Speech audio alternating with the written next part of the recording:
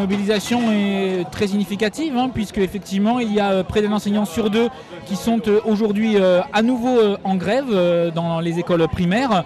Ça montre que le mouvement continue d'être très important, il ne faiblit pas. Nous voyons bien que cette question de la réforme des retraites, mais également des questions éducatives, pèse très lourdement. Les enseignants sont inquiets pour leur avenir et l'avenir du financement du système de retraite, mais ils sont également inquiets pour l'avenir en fait de l'éducation et l'avenir de la réussite des élèves, puisque vous savez que le gouvernement maintient la suppression de 16 000 postes au budget 2011 et parmi elles, près de 9 000 suppressions devraient avoir lieu à l'école primaire, alors que l'on attend près de 4 000 élèves supplémentaires à la rentrée.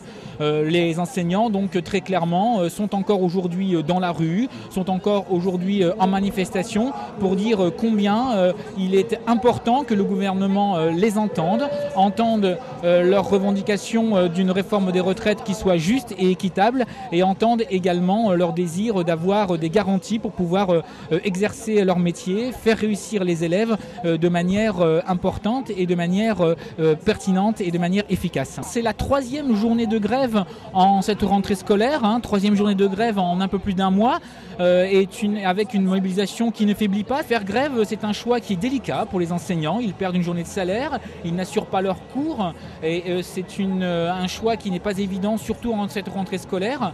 Et malgré tout, en fait, ils veulent dire combien les choix qui sont faits actuellement ne vont pas dans le bon sens. Ils tournent le dos à la justice, ils tournent le dos en fait à la réussite des élèves et à l'éducation. Depuis le début de ce mouvement, on est habitué à la guerre des chiffres. Guerre des chiffres sur le nombre de manifestants, guerre des chiffres sur le taux de grévistes.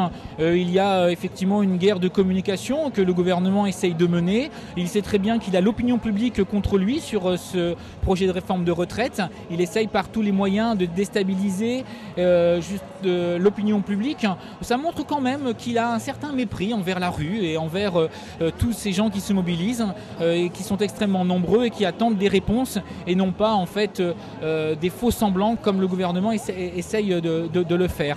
Je pense que pour nous tous ensemble aujourd'hui en manifestation, pour l'intersyndicale, pour les salariés du public comme du privé, l'objectif reste le même. On voit bien que les parlementaires et que le gouvernement a fait quelques concessions, des concessions à la marge, puisqu'il est revenu sur certains dispositifs qui étaient injustes, notamment concernant les mères de 3 enfants, mais sur le fond de la réforme, il maintient le cap, un cap totalement injuste, puisqu'il refuse en fait de bouger sur les bornes d'âge de 62 ans et de 67 ans, et puis qu'il maintient très clairement en fait la hausse du taux de cotisation pour les fonctionnaires qui va les amener à une baisse très importante de pouvoir d'achat, puisque au bout de 10 ans, ça équivaut à la perte d'une journée de salaire qui va donc jouer très fortement sur leur pouvoir d'achat.